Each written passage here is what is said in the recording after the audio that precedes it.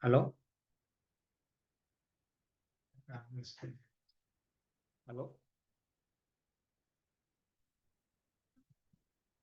¿Aló? ¿Se me escucha? Sí, doctor.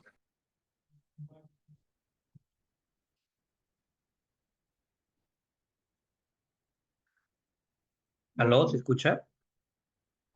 Sí, doctor, Sí, ¿se doctor, escucha? sí se le escucha. Hola. Sí, se escucha. Hola. ¿Se escucha? Sí, doctor.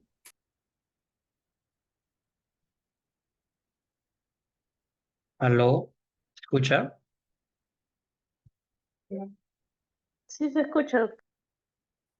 Ah, ya, listo. Entonces comenzamos con la exposición del día de hoy. Déjeme poner-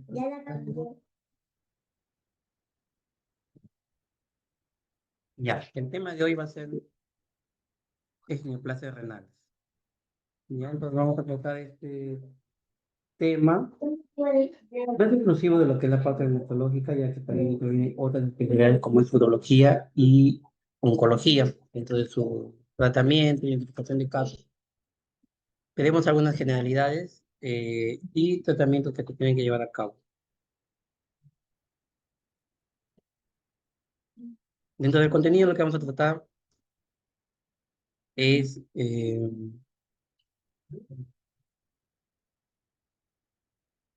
la parte de lo que es introducción, epidemiología, histopatología y genética, cómo hacer el diagnóstico, cómo estaría este tipo de compromiso y el tratamiento que se tiene que llevar a cabo. Desde la parte introductoria, lo que podemos decir que el diagnóstico y tratamiento del cáncer renal ha cambiado en los últimos años. La incidencia mundial se ha visto incrementada, pero también la sobrevida de tipo patología, ya que hay un diagnóstico más temprano de las masas renales y que estas masas renales son diagnosticadas generalmente en forma incidental. Veremos ya por qué. Los principales tipos de cáncer renal son el carcinoma de células renales, que es ante todo el más común, con sus varios subtipos, de células claras y el papilar. El carcinoma de células transicionales, que básicamente corresponde a la alteración neoplásica del urotelio. El tumor de Wills, que afecta principalmente a niños. Y hay otros tipos que incluyen el carcinoma cromófobo y el variante sarcomatoide. Cada uno de estos son menos infrecuentes. Lo que vamos a hacer acá básicamente es el carcinoma de células renales, que es el más común. Por ende, es la patología que más se puede tener en detalle en la consulta diaria. La incidencia de cáncer en el riñón en el mundo. Latinoamérica ocupa aproximadamente el cuarto a nivel de lo que son continentes. Hay una incidencia aproximadamente de 31.900 casos anuales y provocan una mortalidad de más o menos 14.200 por año. ¿Ya? Estas son estadísticas al año 2018, pero que se han mantenido hasta el momento. En cuanto a la epidemiología, lo que podemos ver es que el cáncer renal no es el más frecuente de todos los cánceres, ocupa la 7ª posición, pero en las últimas décadas se ha visto incrementada. Se estima una incidencia más o menos anual de 4 casos nuevos por cada 100.000 habitantes en el caso de hombres y 3 por cada 100.000 habitantes en el caso de mujeres. Su edad previamente va entre los 50 y 70 años. La mayoría son tumores esporádicos. Algunos están ligados a síndromes hereditarios, ya veremos a uno específico. Y entre los factores de riesgo más importantes, el consumo de tabaco, la hipertensión y la obesidad. Desarrollamos un poco más sobre los factores de riesgo porque es lo que nos interesa también conocer. Se han identificado muchos factores de riesgo de cáncer. La mayoría tienen una relación dosis-respuesta con el aumento de la exposición. La hipertensión sistólica, la presión diastólica, el tabaquismo, la misma enfermedad renal y la exposición a ciertos metales constituyen los principales factores de riesgo, cada uno con su riesgo relativo determinado. La presión diastólica, por ejemplo, tiene un riesgo de 2.3, el tabaquismo de 1.6, la enfermedad renal altísimo, 12.3. Paciente que tiene enfermedad renal crónica tiene un alto riesgo de padecer cáncer renal en el tiempo, producto de la misma enfermedad renal crónica. Y otro factor que nos interesa también es la obesidad. La obesidad también tiene un riesgo incrementado. Entonces, obesos tienen un riesgo incrementado más o menos de 1.9 de padecer cáncer renal, ¿ya? Aunque en este tipo de población también se ha visto que las probabilidades de tener un cáncer avanzado es bajo. O sea, si bien es cierto, tiene mayor riesgo de padecer de cáncer renal, la probabilidad de que tenga un cáncer renal avanzado, con metástasis o infiltración de las venas renal, es menor. ¿Ya? Entonces, estas son las pasadas de riesgo más importantes que hay que tener en cuenta y cuáles hay que analizar en el momento de detectar este paciente. También hay un cáncer hereditario asociado a ciertos síndromes que vamos a ver uno específico más adelante. En cuanto a la histopatología genética, el carcinoma de células renales es un grupo heterogéneo de tumores, con subtipos histológicos y alteraciones moleculares genéticas diversas. ¿Ok? Eh, Se le llama carcinoma de células renal básicamente porque las células proceden de las células epiteliales de la corteza renal. ¿Ok? El diagnóstico se determina principalmente mediante análisis histológico, con evaluación morfológica e inmunohistoquímica. En este caso, la inmunohistoquímica lo que nos interesa detectar son los marcadores de linaje, el PAC8, o proteína de Carter emparentada 8, y la anidasa carbónica 9. Es una proteína transmembrana específica del carcinoma de células renales de células claras. Entonces, con estos marcadores inmunohistoquímicos detectamos el cáncer de células renales de, eh, de células claras.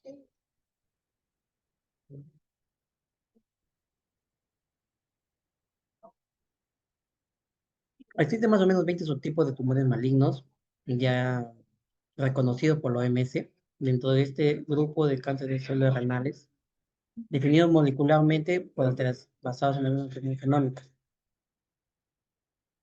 Dentro de los principales tenemos el de células claras, cáncer renal de células claras, que pueden ser más común, más o menos se va con 70-80%.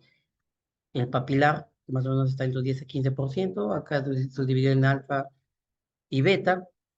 El cromófobo, el tumor de Bellini, que es el tumor de células colectoras, y el medular. Cada uno menos infrecuente, ¿no? El carcinoma de células claras se le llama así porque su citoplasma es transparente y de color amarillo dorado. En el microscopio óptico lo visualizamos. En la génesis de este participa un gen supresor de tumores como es el von Hippel-Lindau. Este gen supresor de tumores es el principalmente ligado a lo que es la aparición de este cáncer renal. ¿Ya? Más o menos en el 90% de los casos se encuentra anulado este gen supresor y por lo tanto activa las vías de la hipoxia y la angiogénesis. Vamos a ver más adelante por acá. En este cuadrito que se nos resume, acá vemos que este factor inhibidor va a producir que se sobreexprese un factor hipóxico, que es el HIF-alfa, y eso va a producir una mayor angiogénesis y tumor, y protección del tumor. Entonces, en ciertas situaciones clínicas, esta ligazón de supresión de este gen es lo que nos va a dar la aparición de los cánceres renales. Existen también formas hereditarias del cáncer renal, no son muy comunes, más o menos aparecen entre el 5 y el 16%. Se sospecha en los pacientes que son diagnosticados antes de los 50 años, que tengan cáncer renal bilateral o tumores múltiples en el riñón. ¿Ya? Estos cánceres ligados en forma hereditaria eh, generalmente se detectan en estadios a veces más avanzados, 3 o 4, o son secundarios a síndromes de cáncer renal hereditario. Entonces, una forma hereditaria de cáncer renal es el síndrome de von Hippel-Lindau, que es uno de los más comunes, que también da un carcinoma de renal de células claras. Hay otros síndromes como el carcinoma de células renales papilares, carcinoma de células renales papilar con hematosis hereditaria, esclerosis tuberosa. Entonces, son síndromes hereditarios, ¿ya? Como digo, no es lo más común que se suele tener, lo más común es que el cáncer renal sea aislado, no en forma hereditaria, pero sí existen síndromes de cáncer renal hereditario, ¿ok? Dentro de la génesis de este tumor, como digo, tiene que ver mucho esta inactivación de este gen supresor que es el von Hippel-Lindau. ¿ya? Este gen supresor está ubicado en el cromosoma 3p, como muchos otros genes supresores de tumores. ¿Sí? Cuando este gen supresor de tumor no está activo o no está presente, lo que se produce es una sobreactivación de este factor inducible de hipoxia, ¿ya? El alfa 1, alfa 2, alfa 3, y esto produce una mayor angiogénesis y proliferación de las células tumorales. ¿Ok? Esto lo podemos ver de forma esquemática. Este gen supresor está ubicado en el cromosoma 3, como otros genes supresores de tumores. Este gen supresor lo que tiene que hacer, o que hace en condiciones normales, ¿ok? Es hidroxilar este factor inducible de hipoxia y por lo tanto inactivarlo. Si no sucede eso, se sobreexpresa este factor inducible de hipoxia y lo que sucede es una mayor proliferación eh, en la parte angiogénica y proliferación de células tumorales. Este factor inducible de hipoxia es muy útil cuando tenemos baja oxigenación, por ejemplo en las fracturas, donde el organismo tiene que recibir más oxígeno.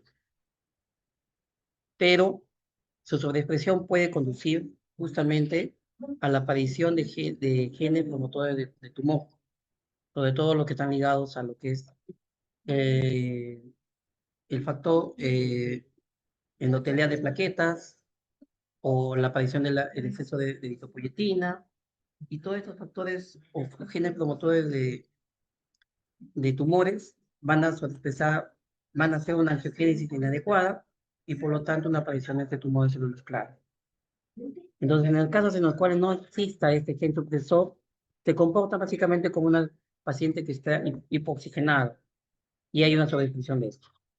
Este fenómeno de hipoxigenación también se puede ver en lo que es pacientes con enfermedad renal crónica, en pacientes obesos, en pacientes con hipertensión arterial, ¿ya? A pesar de que no tienen esas condiciones de hipoxigenación, esas alteraciones o deterioro de la función renal, esta hipertensión arterial, esta función de obesidad, produce algo similar a lo que sería esto. Ya por eso en estas poblaciones es más factible la aparición de cáncer renal. Entonces, ¿cómo realizamos el diagnóstico de un cáncer renal? Bueno, básicamente el diagnóstico es incidental. Hay una triada clásica que es la aparición de una masa palpable, dolor, hematuria. Pero esa triada clásica es muy rara, ¿no? Más o menos del 30%. Eh, en la actualidad, básicamente el diagnóstico se hace a través de un estudio de imagen, pero que es detectada en forma incidental. Una ecografía que detecta una masa tumoral, muchas veces la ecografía es hecha o solicitada por otro motivo, ¿ya? Eh,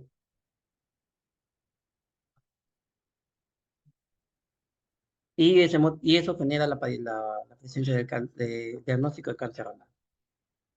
También podemos diagnosticar cáncer renal a través de síndromes paraneoplásicos, sobre todo el hipertensión arterial, anemia, caquexia, pirexia, alteraciones de pruebas hepáticas y metástasis, hipercalcemia, policitemia. Entonces, otra manera de detectar cáncer renal es a través de la aparición de estos síndromes paraneoplásicos.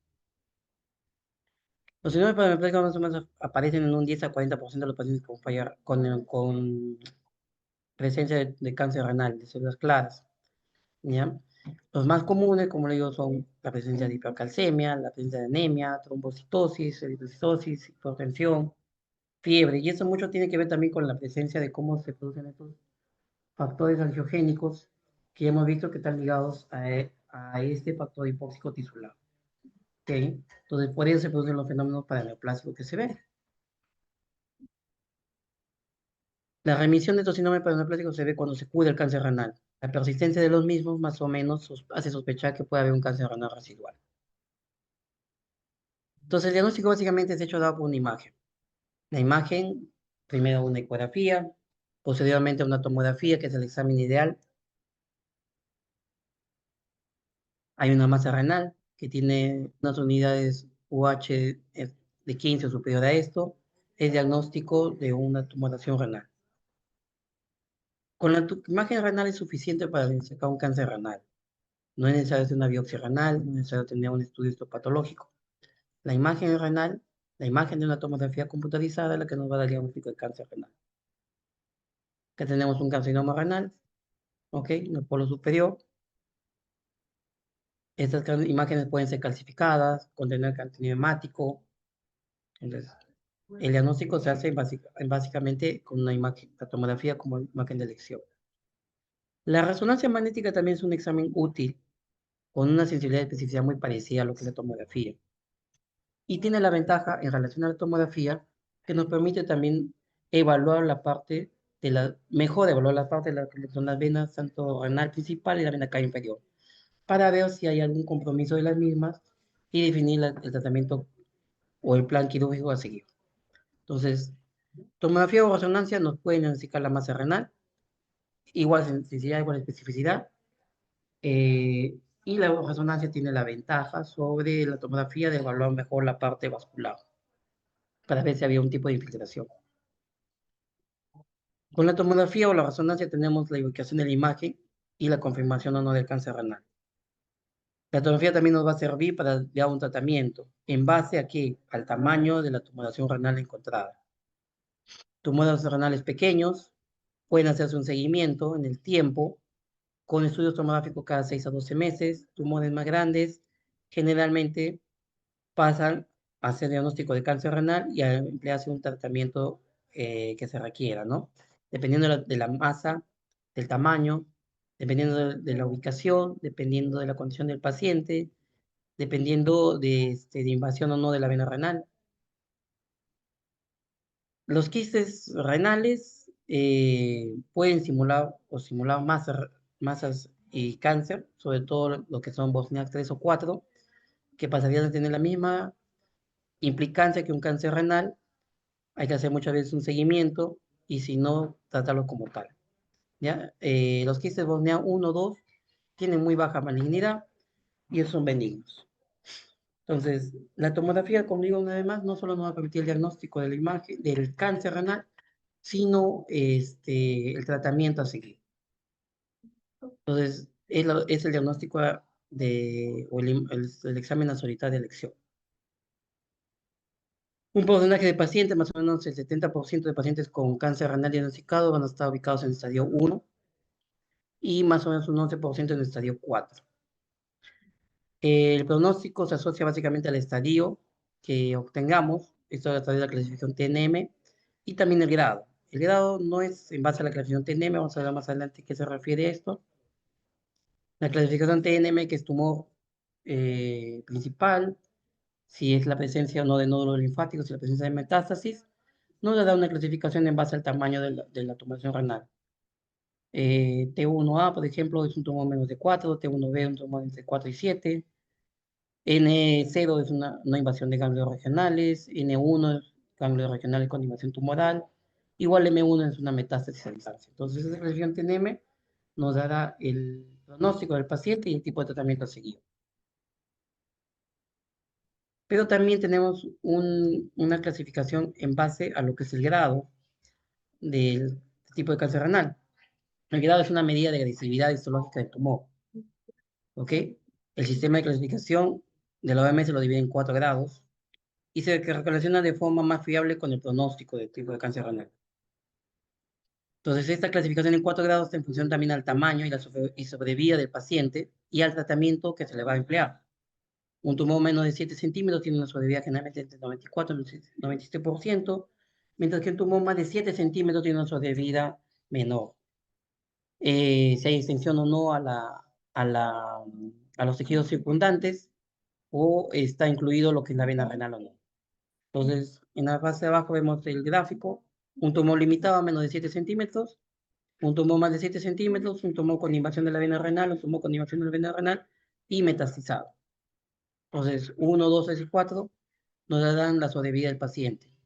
En la fase 1, con una sobrevida muy excelente, el tratamiento quirúrgico, y la fase 4, con sobrevida casi de 30%, muy inferior a lo que es la fase 1, con tratamiento sistémico terápico, ya no quirúrgico en esos casos. La metástasis se presenta más o menos en 10% de los pacientes en el diagnóstico inicial, pero otro porcentaje de pacientes, más o menos otro 10 a 15% de pacientes va a desarrollar metástasis en el transcurso de su evolución. ¿Ya? Los sitios más importantes de metástasis del cáncer renal es el pulmón, pulmón lejos, pero también puede metastasizar a huesos, hígado, glándula suprarrenal. Sitios atípicos pueden ser el páncreas, el músculo, la mama, piel. Hemos dicho que el diagnóstico se hace en base a lo que es el estudio de tomografía, el estudio de imagen. ¿Es una biopsia renal? No. No es un estudio de una biopsia renal, pero ¿en quién se puede indicar una biopsia renal? En pacientes con diagnóstico de masas renales atípicas, pacientes candidatos a una vigilancia activa, vamos a ver más adelante qué es una vigilancia activa, y selección de terapia dirigida a pacientes con cáncer renal metastásico. Entonces, en los casos sí se puede o debería hacerse una biopsia renal para redirigir algún tipo de tratamiento, ¿no? Pero en líneas generales no es necesario practicar una biopsia renal.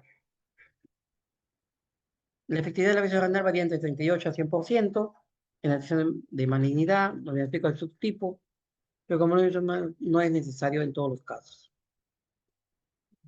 Pasemos ahora a ver lo que es el tratamiento del cáncer renal. El tratamiento del cáncer renal básicamente es un tratamiento quirúrgico y es el tratamiento curativo.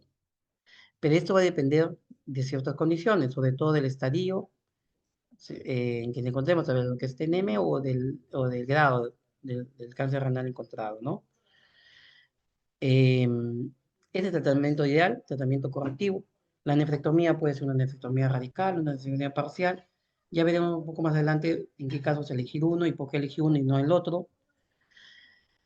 Con los diagnósticos más precoces del cáncer renal, dado por los estudios de imágenes a veces realizados más precozmente, podemos tener otro tipo de tratamientos, que parte de lo que es la vigilancia activa, la cirugía conservadora de nefronas y el tratamiento de invasión mínima.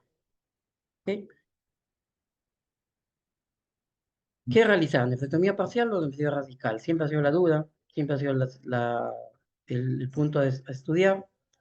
Y lo cierto es que una nefrectomía radical pone en mayor riesgo al paciente en llevar incidencia renal crónica en el tiempo, sobre una nefrectomía parcial.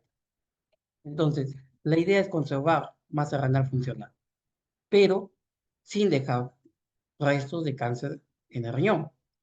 Entonces, acá hay un punto que tener claro, el expertise del operador que va a hacer la cirugía, del apoyo que se pueda tener, de la ubicación del riñón. El estudio de imágenes nos aportarán hasta dónde está extendido el riñón, hasta dónde está extendido el cáncer renal, y de eso pretenderemos tener un plan de tratamiento. Pero en la medida de lo posible, si se puede realizar una nefrectomía parcial conservando parte del riñón, nos va a disminuir la probabilidad de desarrollar enfermedad renal crónica en el tiempo.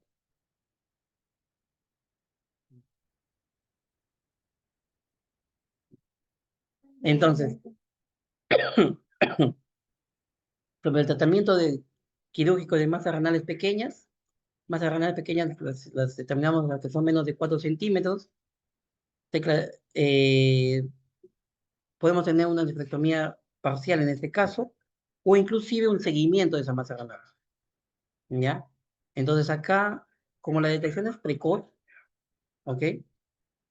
Nos va a permitir hacer esos dos pasos, un seguimiento de los casos o una nefrectomía parcial. Y eso se le llama vigilancia activa, determinada en pacientes que tienen masas renales pequeñas, que más o menos son el 20% actualmente de los casos detectados. ¿Por qué? Porque en algunos casos esas masas renales pequeñas pueden ser de etiología benigna. Dos, la vigilancia continua de esa masa renal nos va a permitir determinar el crecimiento de la misma. La progresión a metástasis va a ser baja y también detectada a tiempo. ¿Ok? Entonces, esto con la idea de conservar parte del riñón. ¿Ok? Entonces, la vigilancia activa es eso, es el seguimiento de una masa renal pequeña, esa es la definición, con estudio de imágenes en el tiempo, cada 6 a 12 meses, con el objetivo de no realizar nefrectomías en forma excesiva, sobre todo radicales. ¿Ok? Eh, y esto en el contexto de que algunas masas incluso pueden ser de etiología benigna. También tenemos los tratamientos de invasión mínima, que generalmente están ligados a pacientes que tengan esta clasificación T1-0, NM0, M0. ¿Ok? Estos tratamientos de invasión mínima son como la crioterapia, la ablación por radiofrecuencia, En algunos metaanálisis se encontraba que la recurrencia libre de enfermedades se impidió con radiofrecuencia y crioterapia al ser comparada con nefrectomía parcial. Entonces, la detección temprana y precoz de ese tipo de masas renales o cáncer renal nos ha llevado a hacer tratamientos también un poco menos agresivos, ¿ok? Y en este caso tenemos estas dos cosas, el tratamiento de invasión mínima y la vigilancia activa, para evitar lo que son nefrectomías, sobre todo radicales. Pero sigue siendo el tratamiento quirúrgico el tratamiento de elección para una patología, para una masa renal detectada. Dependiendo del tamaño, elegiremos estos dos pasos previos o iremos a una cirugía. Y de preferencia de cirugía siempre va a ser una cirugía conservadora de nefronas, es decir, una cirugía parcial. La tecnología, la ayuda del empleo de la laparoscopía, el empleo de robótica nos va a facilitar a veces realizar esto. Y también el expertise del cirujano que lo vaya a realizar. Entonces, la técnica quirúrgica implica la resección completa del tumor con las imágenes de tejido sano. Puede emplearse también y bueno, evaluar lo que es la parte del hilo vascular, ¿no? La cirugía laparoscópica, la cirugía asistida con robots han visto que son más o menos iguales, muy dependiente también de la mano del cirujano que lo realice. La idea es tener una nefrectomía no agresiva, no radical. Pero ¿en quiénes sí se indicado la nefrectomía radical? En los pacientes con tumores grandes, mayores de 7 centímetros, o sea, los que están en el estadio 3 y 4.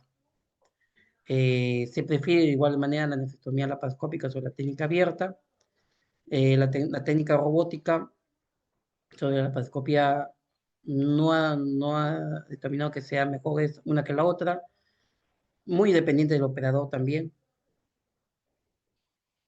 En unos casos hay que hacer la linfedectomía y cirugía del trombo mural cuando hay invasión de la vena renal.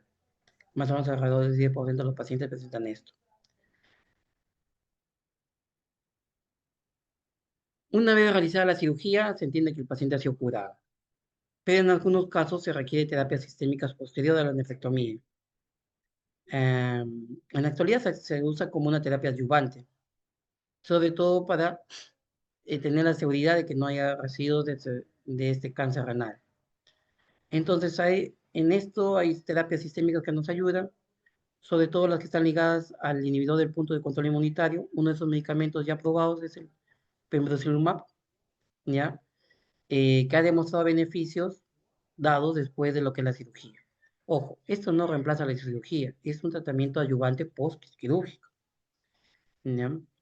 Y puede ser dado también en pacientes que tengan estadios avanzados, como estadio 4 o grado 4, en el cual la cirugía no es ya indicada, ¿ok? En esos casos el tratamiento va que todo va dirigido a reducir un poco la masa renal, la masa tumoral, ¿ya?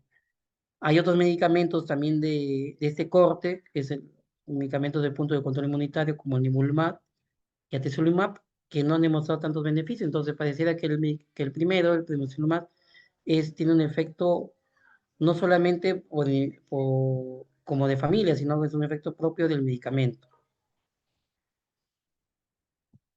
Eh, Acá vemos una imagen, bueno, esta es inmunología. Vemos cómo las células presentadoras de antígeno ligadas a lo que es la célula T eh, interrelacionan con lo que es el cáncer renal o cualquier otro tipo de cáncer, la célula cancerosa. Y en esto tenemos muchos puntos en los cuales podemos inhibir. En esto se basa lo que es la terapia sistémica inmunológica, ¿ok? Inhibir puntos en los cuales se expresan y favorecen a la proliferación de los cánceres en general, ¿ok? Eso es bastante interesante analizarlo y son las terapias que en el futuro de repente nos brindan más resultados, ¿ok? Sucede que hay muchos puntos en los cuales uno se puede inhibir. Tenemos inhibidores de los puntos de control, tenemos inhibidores de la tirosina quinasa, tenemos anticuerpos monoclonales, tenemos inhibidores del mTOR, tenemos inhibidores del factor inducible de hipoxia, tenemos inhibidores de los puntos de control, tenemos avelumab, tenemos la inmunoquimioterapia, por ejemplo, el uso de interleuquina 2 a altas dosis. Entonces, cada uno de estos puntos pueden ser inhibidos actualmente o están en estudio muchos de ellos, ¿no? Eh, por suerte o por mala suerte, las células, la interrelación entre las células de antígenas, las células T y las células cancerosas, no es un solo punto en el cual uno a veces puede actuar. ¿Ya? Entonces, en el tiempo eso sí nos va a dar más luces, definitivamente, cuando podamos entender más este tipo de cascadas, de cómo se generan estas de inmunidad. Acá también hay un punto aparte que señalar, ¿no? Eh, la inmunología en el futuro va a ser básico para entender muchas enfermedades, tanto sistémicas, del orden inmunológico propiamente dichos, enfermedades neoplásicas. Todos ellas tienen un común denominador, que es un estado inflamatorio crónico, con expresiones en forma distinta de estas células inmunológicas. ¿Ok? Entonces, esto es lo que genera muchas veces a la larga todas las complicaciones que se vienen. Entonces, entender este sistema va a ser básico en el tiempo. Y ya, y ya se ven muchos cambios. Acá vamos a señalar lo que es el manejo asociado del carcinoma de las células renales a la enfermedad de von Hippel-Lindau. Ahí entendamos, enfermedad de von Hippel-Lindau no es lo mismo que el gen de von Hippel-Lindau. La enfermedad de von Hippel-Lindau es una enfermedad de orden genético que afecta no solamente al riñón, sino al sistema nervioso central, a la glándula suprarrenal y al páncreas. Es una enfermedad que, básicamente ligada a lo que son tumores, desarrollo de tumores en estos órganos. ¿Ya? Eh, Se entiende que también hay una inhibición o supresión de este gen, pero que no solo se va a limitar a la aparición de cáncer renal, sino a la aparición de otras complicaciones. Y entonces esto sí es una enfermedad hereditaria. Dentro del cáncer renal, como hemos señalado, la mayoría son de aparición esporádica, pero este es uno de los síntomas más comunes ligados al cáncer renal. Más o menos el 10% de todos los cánceres renales tienen que ver con esta enfermedad de von Hippel-Lindau. ¿Ok? Suelen presentarse tumores indolentes, suelen ser bilaterales, multifocales. ¿Cuál es la característica de este tumor? Que tiene recidivas muy constantes. Uno lo opera, vuelve a aparecer el tumor, puesto que está ligado mucho a esta alteración genética. Entonces aquí hay que desarrollar otras estrategias para poder tratar este tipo de personas y tener muy claro en qué momento solicitar pruebas ligadas a esto.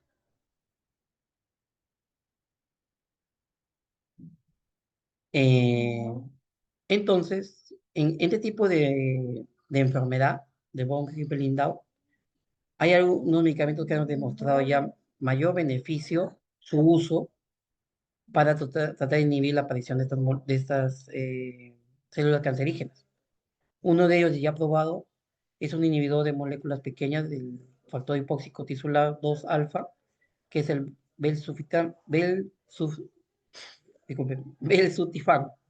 ¿ya? Entonces, este medicamento ya se ha aprobado para el uso de pacientes que tienen este tipo de enfermedad. Como le digo, esta enfermedad no solamente se liga a lo que es cáncer renal de células claras, sino también afecta el sistema nervioso central, glándula suprarrenal y páncreas. Aparición de hemangioblastomas, aparición de complicaciones en otros órganos como pancreatitis crónica. Entonces, esta droga ya ha sido aprobada para su uso en este tipo de enfermedad. ¿En quién sospechar? Como le digo, en los pacientes que tengan tumores múltiples, bilaterales, multifocales. ¿Ya? Entonces, un cáncer renal generalmente es una masa sólida, aislada, pero si ya tiene múltiples apariciones, uno puede sospechar en este tipo de enfermedad. Hay que hacer para esos casos un estudio genético para descartar esto. ¿Qué hacen los pacientes que tienen metástasis? En los pacientes que tienen metástasis, el tratamiento quirúrgico, si bien es cierto, puede ser todavía dado, pero la metástasis ya obliga a usar otro tipo de medicamentos, ¿ok? Ligados al tratamiento quirúrgico o solamente otro tipo de medicamentos. Hay que valorar acá mucho la calidad de vida del paciente, ¿ya? Eh, Más o menos como hemos dicho, un 10%, en algunas series hasta 20% de los pacientes que tienen cáncer renal se diagnostican con metástasis desde el inicio, y más o menos un 10% de los pacientes que tienen cáncer renal en algún momento van a desarrollar metástasis en evolución, ¿ok? Entonces acá las terapias dirigidas van a estar dirigidas contra el factor de crecimiento báscula endotelial, como agentes como es el sunitinib. Hay terapias sistémicas dirigidas contra el receptor mamífero de rapamicina, como se llama mTOR, el vedolimo es uno de ellos, y anticuerpos monoclonales. Todo esto desarrollado en base a esta interacción, ¿ok? Por eso que es interesante ver esto, dónde podemos actuar, en qué puntos, en forma sistémica, para tratar de inhibir la proliferación de estas células cancerígenas, ¿ok? Entonces, algunos de estos medicamentos se usan, no es el tratamiento de elección ni inicial en un paciente con cáncer renal que no tiene metástasis, o que sea de una masa pequeña, o que sea un tratamiento inicial es quirúrgico, y quirúrgicamente se opera y se cura ese tipo de enfermedad. Pero en algunos casos recurriremos a este tipo de terapias sistémicas, sobre todo en esos pacientes que ya tienen metástasis. Junto a ello puede haber una nefrectomía citoreductiva, sobre todo si es que hay complicaciones de esta tumoración renal, como fue la hematuria. Entonces acá también es a veces útil estas cirugías de crioablación que nos permiten reducir un poco la masa tumoral. El objetivo de la cirugía citoreductiva es reducir la carga tumoral para evitar nueva metástasis. También se recomienda en casos de que las metástasis estén ocasionando algún tipo de complicación per se. Como conclusión y como mensaje se vamos a dejar unas cosas. ¿Cómo se identifica la mayoría de cánceres renales? Bueno, la mayoría de cánceres renales se identifica incidentalmente. Primer punto, casi el 60% de los casos pasa incidentalmente. No tenemos una sintomatología típica. Y esa sintomatología típica se presenta en muy pocas ocasiones. Las personas con masa palpable, dolor y hematuria, prácticamente es menos del 30%, y algunas series incluso a menos del 10%. Entonces, no esperemos encontrar pacientes con cáncer renal con esos síntomas. Van a ser diagnosticados en forma incidental. ¿Ok? La ecografía que se difundió mucho nos va a ayudar a esto. Por eso es que hoy por hoy se detectan masas renales más pequeñas y nos permiten hacer tratamientos curativos y también de seguimiento, menos invasivos, con conservación de las neutronas y por lo tanto evitar lo que es insuficiencia renal crónica. ¿Pueden curarse los pacientes con masa renal, con cáncer renal? Depende del estadio en el cual se encuentren. Esa es la respuesta. La cura en un estadio pequeño o temprano abarca casi el 94%, eso es alto. ¿Ya? Existen otras opciones viables en los cánceres avanzados, sí. También existen opciones viables de seguimiento en los cánceres renales pequeños. ¿Existen tratamientos sistémicos para pacientes con cáncer renal? Sí, ya hemos visto algunos medicamentos que nos podemos usar y están más que todo reservados o como coadyuvante después de una cirugía, ¿ya? O en ese caso, por ejemplo, el pembrolizumab es uno de ellos, o el que está aprobado actualmente por la FDA, y o como en el caso de metástasis y o cirugía que no sean posibles realizar. ¿Ya? Entonces, el uso de estos medicamentos se va para, o más que todo ligado a este tipo de personas que tengan cáncer renales metastásicos o imposible de realizar cirugías. Bueno, eso es todo lo que tenemos por mencionar en el cáncer renal. No sé si tienen alguna pregunta o comentarios. Doctor, una consulta. ¿Sí? En un tumor pequeño, lo que se realiza es una vigilancia activa, ¿verdad? Y, Mire, ahí vamos a ver dos, claros, dos cosas claras. ¿Eh? El tratamiento es quirúrgico. En uno pequeño, el tratamiento es quirúrgico, una anatomía parcial. Pero como opción, uno puede hacer una vigilancia. ¿Ya? Entonces, hay que detallar bien en quién podemos hacer la vigilancia. La vigilancia la realizaremos en aquella persona que nos permita hacer la vigilancia. ¿Ah?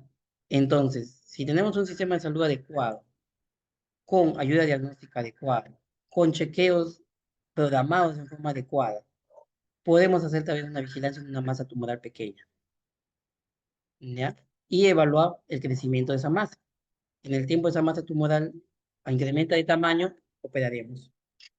Pero, si no tenemos esas condiciones, cualquier masa renal debería ser retirada, ¿ya? La opción acá es ver qué tipo de operación hacer. Si es una nefrectomía radical o parcial. Hoy por hoy, lo que se pretende es hacer nefrectomías parciales hasta en tumores de 7 centímetros, que son relativamente no tan pequeños. Tumores más de 7 centímetros sí se realiza nefrectomía radical. Entonces, la opción de detectar una masa renal en un inicio con un tamaño de un centímetro o menos, nos va a permitir hacer un seguimiento y no entrar a operar desde el inicio. Pero una masa renal pequeña, 4 centímetros, digamos, eh, y que no podamos hacer un seguimiento adecuado, mejor hacer una rectomía parcial en ese momento, ¿no? Entonces, la respuesta sería, toda masa renal es operable, es necesario operar. Seleccionemos bien qué paciente le podemos hacer una vigilancia activa. Seleccionemos bien en qué paciente podemos decirle que no a la cirugía, ¿ya? Por ejemplo, podemos tener un paciente que tiene muchas comorbilidades, paciente adulto mayor, anticoagulado, diabético, eh, no sé, pues hipertenso o con problema cardíaco severo, y encontramos una masa renal de 1 centímetro, pues en ese caso no le indicaremos inmediatamente una cirugía, sino una vigilancia activa. Pero esa vigilancia activa tiene que tratar de realizarse en los plazos que determinemos, ¿no? Cada 6 meses una tomografía. Ahora, si no tenemos acceso a eso, o el sistema de salud que tenemos, nos es imposible hacer la programación de cada 6 meses realizar eso, porque está saturado, porque los equipos se inhabilitan, si no son inoperativos, bueno, habrá que optar siempre por la cirugía. Entonces, recuerden que las guías, muchas de las cosas que se tienen no son hechas en nuestro medio, son hechas o dadas en otros medios un poco más eh, con realidades distintas, ¿no? ¿Ok? Entonces, ese sería el contexto más o menos de tener. Si la pregunta va a lo que es un examen, obviamente que la respuesta va a ser en tumoraciones pequeñas, menos de 1 centímetro, la vigilancia es activa, ¿ok? Y no se pretende operar. Si en el tiempo esa masa va creciendo, se opera. ¿Qué elección? Nefrectomía parcial. Esa sería la circunstancia que se tiene. En la realidad, hay que ver en dónde estamos.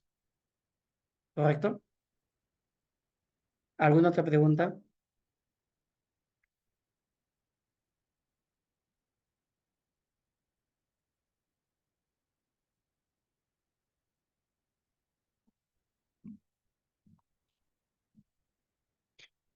Listo. Bueno, si no tienen preguntas, igual les compartiremos las diapositivas para que puedan estar repasando, ¿ya?